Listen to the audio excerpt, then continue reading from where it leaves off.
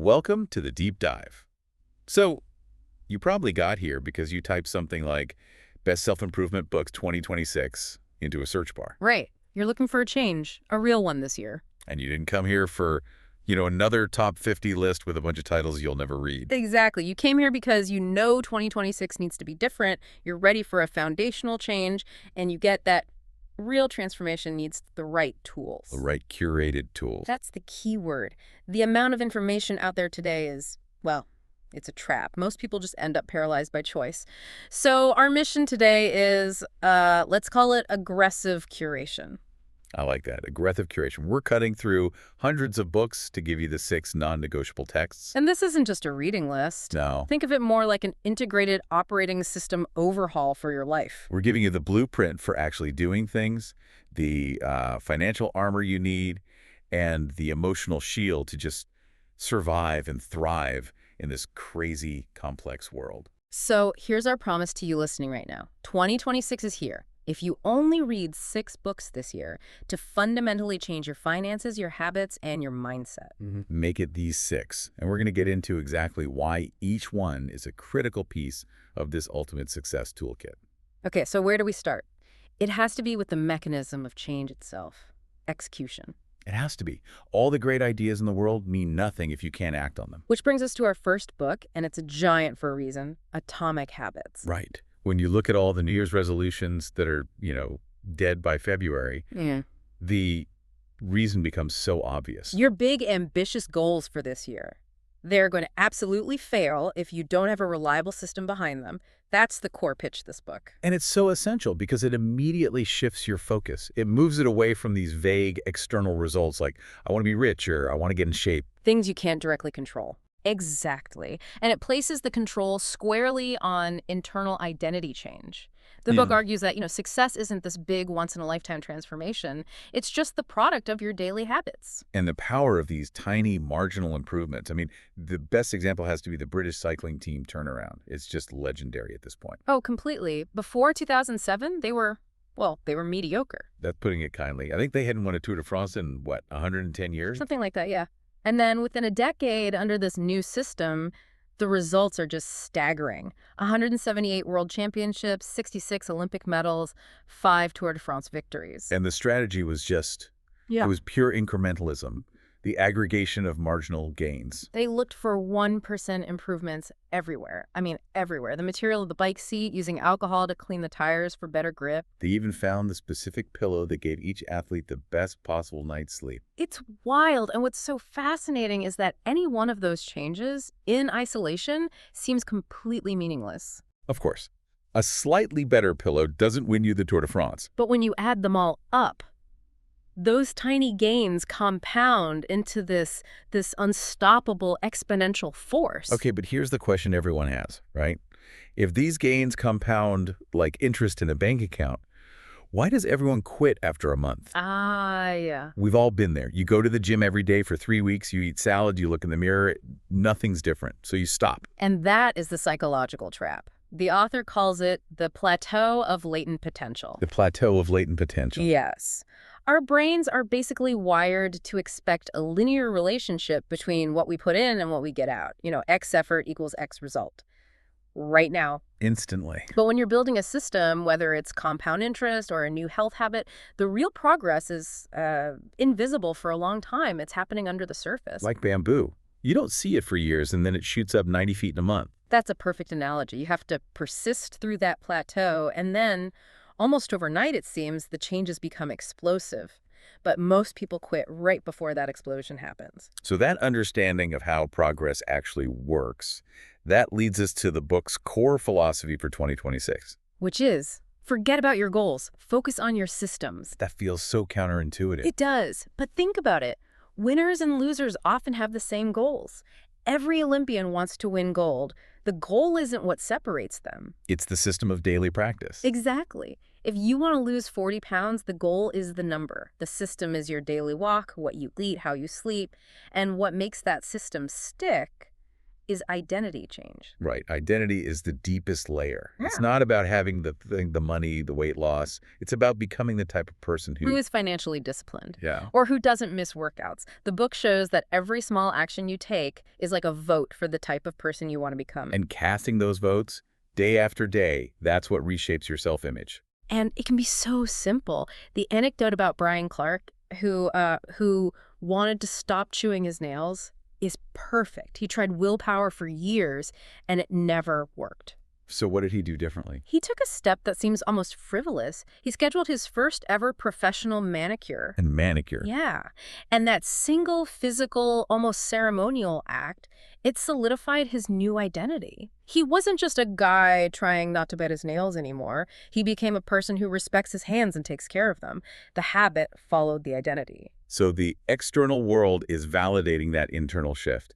If your environment or your self-image fights your new habit, the habit is doomed. It'll always fail. Uh-huh. But if you start defining yourself as, say, a writer, you reinforce that every time you open the laptop first thing in the morning. Okay, let's dive into the 4 laws of behavior change. A lot of our listeners probably know the basics, so let's look at them through a 2026 lens. How do we apply these in a world that is actively, designed to fight against our good intentions? That's the right frame. We start with the first law, make it obvious.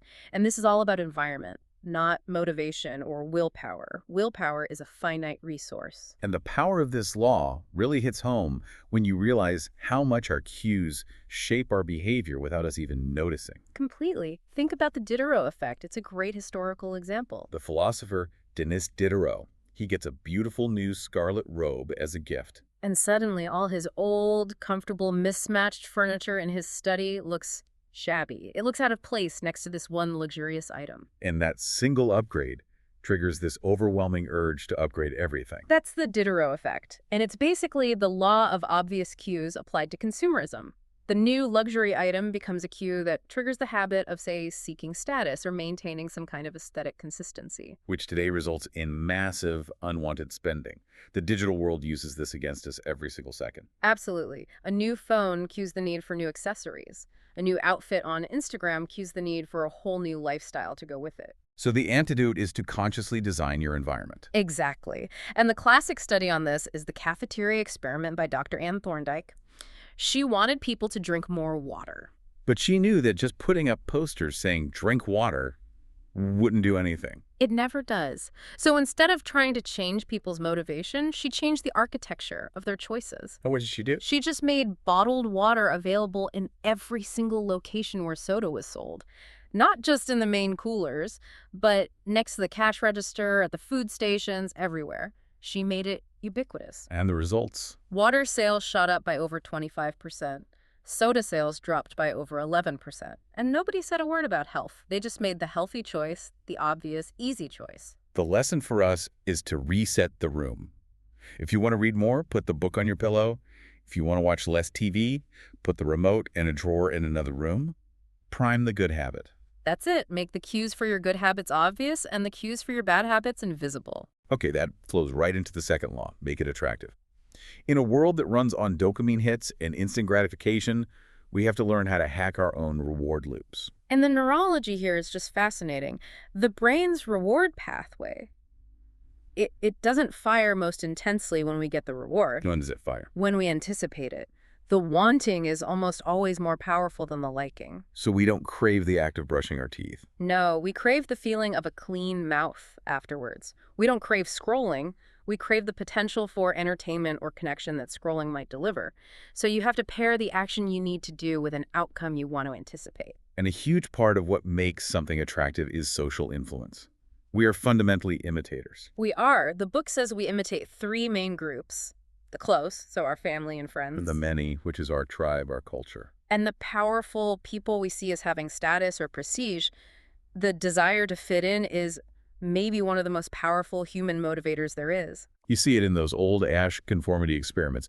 People would knowingly give the wrong answer to a simple question, just to agree with the rest of the group. The pressure is immense, but we often overlook the power of imitating the powerful.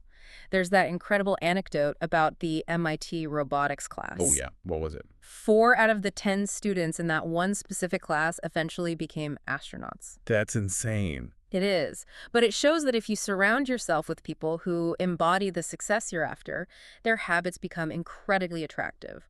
Following their lead provides a clear pathway to status and belonging. Your environment normalizes excellence. Which brings us to the third law. Make it easy.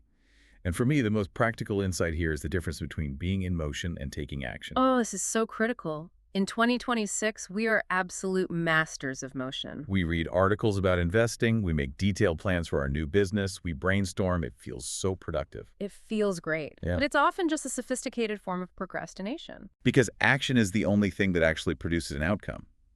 Planning to write a novel is motion.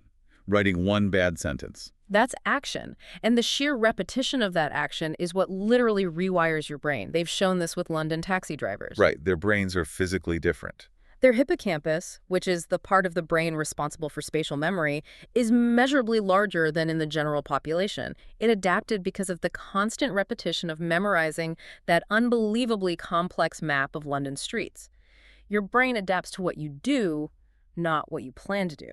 So to overcome that initial friction, that resistance to starting, the solution he offers is the 2-minute rule. So simple, so effective. Scale any new habit down until it takes less than 2 minutes to do. So read 50 pages a day become. Read one page, go for a 30-minute run becomes put on your running shoes. The goal isn't to achieve the outcome in those 2 minutes. The goal is just to start, to master the art of showing up. Because that act of starting creates what the book calls a decisive moment. It's that little fork in the road that determines whether the rest of your evening is productive or, spent on the couch. Just start. Okay, finally, the fourth law. Make it satisfying. And here, we're really fighting our own biology. We are. We're fighting millions of years of evolution.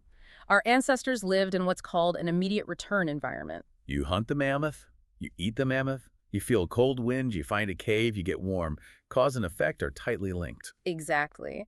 But modern life, especially when it comes to career, health, finance, it operates in a delayed return environment. You work hard for months or years before you see the real reward. Which is why checking your email or social media feels so satisfying. Immediate return. A little hit of novelty. And writing a long-term business plan feels like a total drag. Yeah. The reward is way off in the future. So we have to find a way to inject some immediate satisfaction into our long-term habits. We have to bridge that gap. And the classic example of this is Trent Deersmid, the stockbroker. Yeah, the paper clips.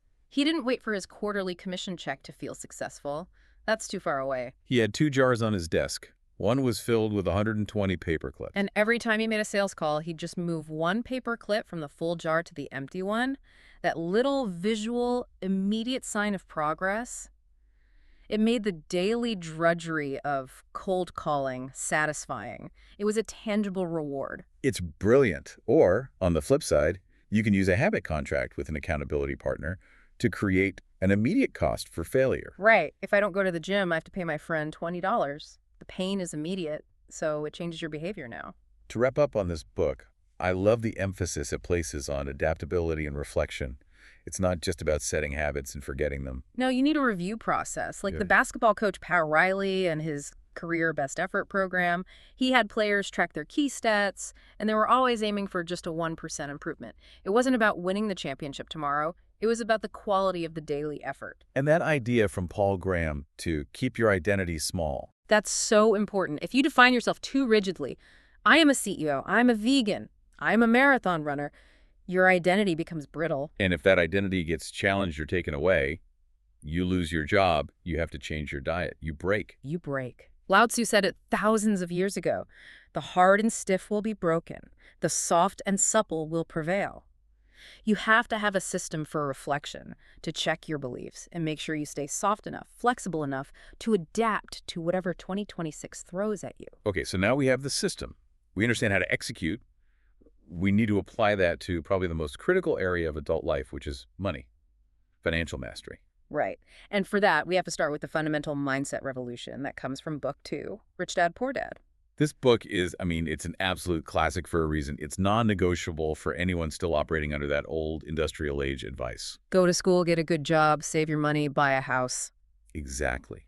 That advice is, at best, incomplete, and at worst, it's a trap that keeps people stuck in what the author famously calls the rat race. And the central lesson of the book is really driven home by his childhood story. working for his rich dad for just 10 cents an hour. He felt like a slave. He felt exploited. And rich dad told him, "Good, now multiply that feeling by 50 years and you'll understand the life of most working people." Wow. People spending their entire lives working for money, and when you work for money, you're really working for three entities. Okay, who are they? First, the company. You're making the owner rich. Second, the bank. You're servicing your mortgage, your car loan, your credit card debt, your liabilities. And the third one. The third, and maybe the biggest bully of them all, is the government, the tax man. This is where financial intelligence or financial literacy becomes so critical. It's everything. The book makes a really powerful point about taxes. It observes that, historically, whenever governments try to take from the rich with high-income taxes, the rich don't really end up paying them. How do they get around it? They have financial intelligence, they have lawyers and accountants, they use the corporate structure to legally move income, deductions, and expenses around in ways an average salaried employee simply can't. So the tax burden ends up falling squarely on the middle class. That's the argument. It's not presented as a political statement, really, but as an observation of financial power dynamics. If you don't understand the rules of the game accounting, corporate structure, tax law, you will always be a pawn in that game. So if you want to get out of the rat race, there is one single rule you have to burn into your brain. Rule #1. You must know the difference between an asset and a liability, and you must buy assets. We hear those words all the time, but the book's definitions are so simple and so ruthless. An asset is anything that puts money in your pocket. A liability is anything that takes money out of your pocket. That's it. And the tragedy is that the middle class spends their lives buying liabilities that they think are assets. The big house with the 30-year mortgage is the classic example. It's taking thousands out of your pocket every month. It's a liability. The new car, the boat. They look at the liability column on their personal balance sheet and they call it their net worth. So the mechanical goal, the actual game plan, is to just ruthlessly focus all your effort, your time, and your extra cash on buying income-generating assets. Real estate that produces rent, stocks that pay dividends, a business that doesn't require your presence, and you keep your expenses and your liabilities as low as humanly possible so you can pour more fuel on that asset fire. Until eventually the passive income from your asset column is greater than your total monthly expenses. And at that moment, you're free. Your assets are feeding you. You've escaped. But getting there, that takes incredible internal fortitude because our financial decisions aren't logical. They're driven by two very powerful emotions. Fear and greed. Fear is what paralyzes most people. The fear of losing money. So they just do nothing. They avoid all risk. That was the poor dad approach. It leads to a safe, steady life, but a restrictive one. You're always playing defense. Rich Dad, on the other hand, had a totally different mentality. He recommended thinking like a Texan. Yeah, I love that analogy. When Texans win, they win big. When they lose, it's spectacular, but they keep playing. The point isn't to be reckless, though. Not at all. The point is to understand that you cannot build wealth without taking calculated risks, and you have to be willing to absorb losses as part of the learning process. The people who make the biggest fortunes often act when everyone else is paralyzed by fear. Because they realize the worst of times can be the best of times to acquire assets on the cheap. Exactly. You have to train yourself to think clearly under pressure, not run from it. That means you start small, you educate yourself, but you accept that taking some hits is part of the game. And what about the other emotion? The cure for laziness. He says the cure for laziness is a little greed. You have to ask yourself, WIIFM, what's in it for me? You have to connect to that deep emotional reason why you want financial freedom.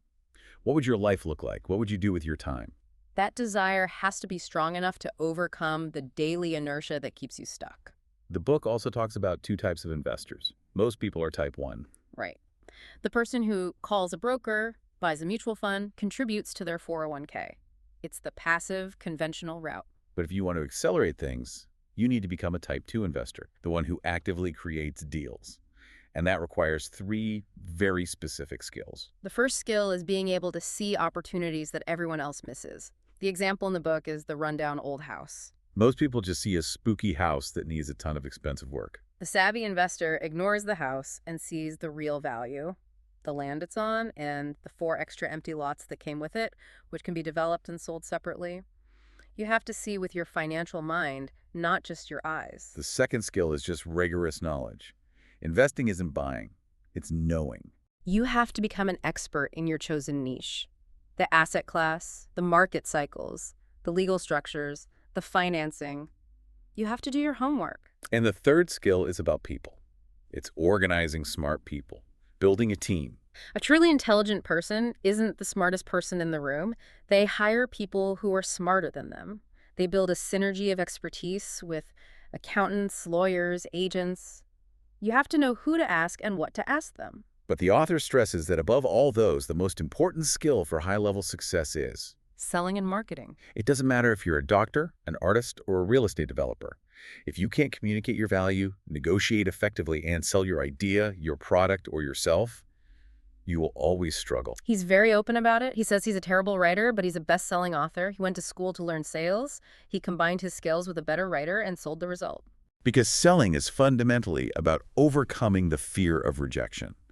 And if you can conquer that fear, you've conquered one of the biggest roadblocks to success in any field. Okay, so we have this system for execution from Atomic Habits. We have the wealth-building mindset from Rich Dad, Poor Dad. But if you start making money, you face a new enemy. Yourself. Exactly. Self-sabotage. Which brings us to book 3, and it's your essential financial defense manual, The Psychology of Money. This book is so critical for 2026 because it shifts the focus from the hard math of finance to the soft skills of human behavior. He argues that financial success has very little to do with how smart you are and everything to do with how you behave. And we have to remember, we're all new to this. The modern financial system is incredibly young. The 401k didn't even exist until 1978. Our decisions aren't based on spreadsheets. They're rooted in our own weird, flawed emotional histories with money. And the one principle from this book that acts as the ultimate defense against bad spending is what he calls the man in the car paradox. Yes. This is so powerful for managing your ego once you start having some success. So what's the paradox? It says that when you see someone driving a really flashy, expensive car, like a Ferrari, you don't think, wow, the guy driving that car is so cool. No. What do you think? You think, wow, if I had that car, people would think I'm cool. You use the car as a proxy for the admiration you desire. So you think buying the car will make people admire you, but in reality, no one is looking at you. They're just looking at the car and imagining themselves in it. No one is as impressed with your possessions as you are. And once that sinks in, it acts as a psychological shield. It just destroys the corrosive need for comparison. Because if you're spending money to show other people how much money you have, you are fighting a battle you will never, ever win. And that leads directly to the book's critical definition of wealth. Wealth is not what you see. Wealth is what you don't see. It's the cars not bought, the diamonds not worn. Wealth is the gap between your ego and your income. It's the money you saved and invested. It's financial assets that haven't yet been converted into the stuff you see. So saving money isn't about sacrifice. It's about buying future flexibility. It's about buying options. Exactly. And that flexibility provides the single greatest dividend that money can pay. It's not luxury goods, it's control. Control over your time. The ability to wake up in the morning and say, I can do whatever I want today. That feeling of autonomy and independence that is infinitely more valuable than maximizing your stock market returns. So we should be optimizing our financial decisions, not for the highest possible return, but for what allows us to sleep well at night. That's the key. Focus on contentment and durability, not getting the absolute highest return. That behavior is what determines whether you survive in the market long enough for compounding to work its magic. Okay, we have the system, the mindset, and the defense. But if all of that is built on a shaky personal foundation, a weak character, the whole thing will eventually collapse. It's like building a skyscraper on sand. Which is why we need an operating system for character. And that brings us to Book 4, The 7 Habits of Highly Effective People. This book is essential because sustainable success, the kind that lasts for decades and can weather any storm, requires principle-centered living. It gives you the internal architecture to hold everything else in place. You can make $1 million and still be a totally ineffective human being in your relationships and your personal life. This book prevents that. And it provides a map from dependence on others to independence, and then finally to the highest level, which is interdependence. It starts with the first 3 habits, which he calls the private victory. These are the internal changes you have to make first. And habit 1 is the foundation for everything. Be proactive. It's about recognizing that between a stimulus and your response, there is a space. And in that space lies your freedom to choose your response. Yes. Proactive people focus on their circle of influence, the things they can actually control, their attitude, their work ethic, their choices. Reactive people, on the other hand, focus on their circle of concern, things outside their control, the weather, politics, what other people think. And by focusing only on what you can influence, your power actually expands. This is the ultimate antidote to a victim mentality. Habit 2, begin with the end in mind. This is a powerful visualization exercise. He asks you to imagine your own funeral. What do you want your family, your friends, your colleagues to say about you? That's intense. It is. But that ruthless clarity forces you to define your core values and your principles right now. If you don't know your destination, you can run as fast as you want in the wrong direction. It's the idea that everything is created twice. First, the mental creation, the blueprint, and then the physical creation. And habit 3, put first things first, is the physical creation. It's the execution mechanism for the first 2 habits. It's about prioritizing your life based on importance, not just urgency. The famous time management matrix, the 4 quadrants. Right. You have urgent and important, which are crises. Yeah. You have non-urgent but important, which is planning, relationship building, prevention. You have urgent but not important interruptions. And then the time wasters. And highly effective people. They live in quadrant 2, the non-urgent important tasks. They spend their time planning, preparing, building skills, and nurturing relationships. And because they do that, they spend much less time fighting fires in the stressful quadrant 1. That is the operational structure for a truly effective life. So those first 3 habits get you to independence, the private victory. But real success involves other people. So the next 3 habits are the public victory, moving us to interdependence. And it starts with habit 4, think win-win. This isn't a technique, it's a total philosophy of human interaction. It's a frame of mind that constantly seeks mutual benefit. Because life isn't a zero-sum game, especially in business and relationships. If you approach every single interaction with a genuine intent to make sure the other person wins too, you build trust. And trust is the highest form of social capital. Which leads perfectly to habit 5. Seek first to understand, then to be understood. This might be the single most powerful communication habit. It's so rare. Most of us don't listen with the intent to understand. We listen with the intent to reply. We're just waiting for our turn to talk. We're projecting our own autobiography, our own experiences onto what the other person is saying. But true empathetic listening, where you are genuinely trying to see the world from the other person's frame of reference, it's revolutionary. It disarms people. It makes them feel safe and validated. And only after you have truly understood them can you effectively communicate your own perspective. Then you get to habit 6, synergize. This is creative cooperation, the idea that the whole is greater than the sum of its parts. It's about valuing the differences between people, realizing that disagreement isn't a bad thing. It's an opportunity to discover a third, better alternative that neither of you had considered on your own. And the final habit, habit 7, ties it all together. Sharpen the saw. It's the habit of constant renewal across the 4 dimensions of your life: physical, mental, spiritual, and social emotional. If you burn yourself out, if you neglect your health or your relationships, your effectiveness in all other areas plummets. It's the maintenance program that keeps the whole system running. So we've built the internal systems, we've got the financial structure, the character foundation. Now we have to apply all of that to the external world of networking, influence, and relationship. Which, in the fragmented, polarized world of 2026, might be the most valuable skill of all. Social capital is everything. And that means our blueprint for influence is book 5, How to Win Friends and Influence People. This book is, it's almost 100 years old, and it's still non-negotiable for anyone who has to lead, work with, or sell to other human beings. The core pitch is so simple. Genuine human connection is the highest form of currency. And influence, it's just an outcropping of trust. And that trust is earned by making a radical shift in your focus, entirely away from yourself. The author says that a self-centered life is the most problematic life you can live. Real, lasting influence comes from what he calls base-ackward business. I love that phrase. Instead of thinking what you want, you focus on finding problems you can solve for other people. You take a genuine, daily, unselfish interest in their interests. And sometimes the principles for building this trust are so simple, we completely overlook them, like a smile. A smile is the first messenger of goodwill. It's an immediate, positive signal that says, I'm safe, I'm approachable, I'm happy to see you. It costs nothing. And the power of using a person's name. We're so bad at this. But a person's name is, to them, the sweetest and most important sound in any language. Remembering and using someone's name pays them a subtle but profound compliment. It honors their identity. It says, you matter. Beyond just making connections, though, the book is an incredible toolkit for diplomacy and conflict avoidance. The first principle is maybe the hardest. Avoid criticism at all costs. And the best story to illustrate this is Abraham Lincoln, after the Battle of Gettysburg. Right. General Meade had Robert E. Lee's army trapped. He could have ended the war right there.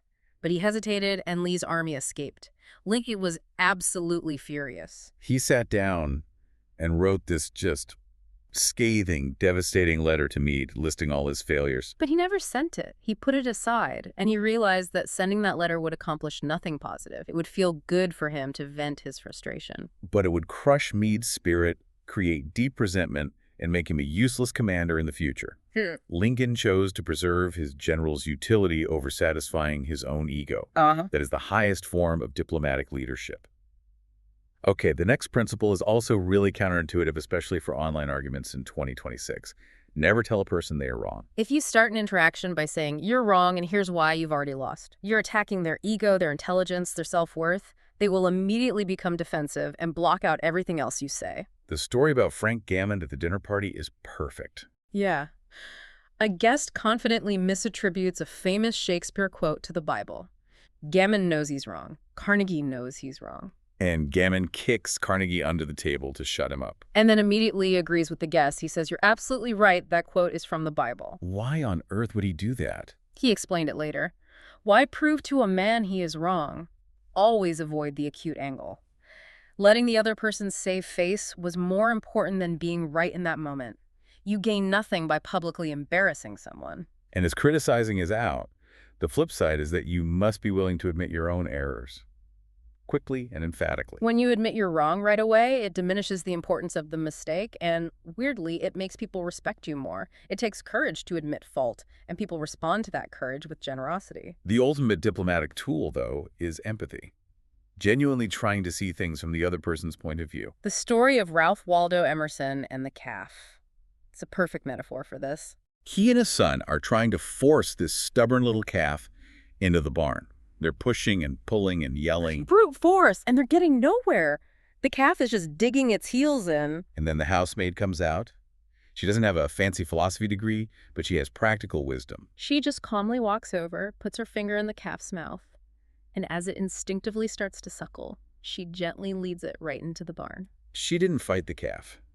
She gave the calf what it wanted. And that principle works everywhere. With a resistant client, a difficult colleague, a scared child, you have to start with empathy.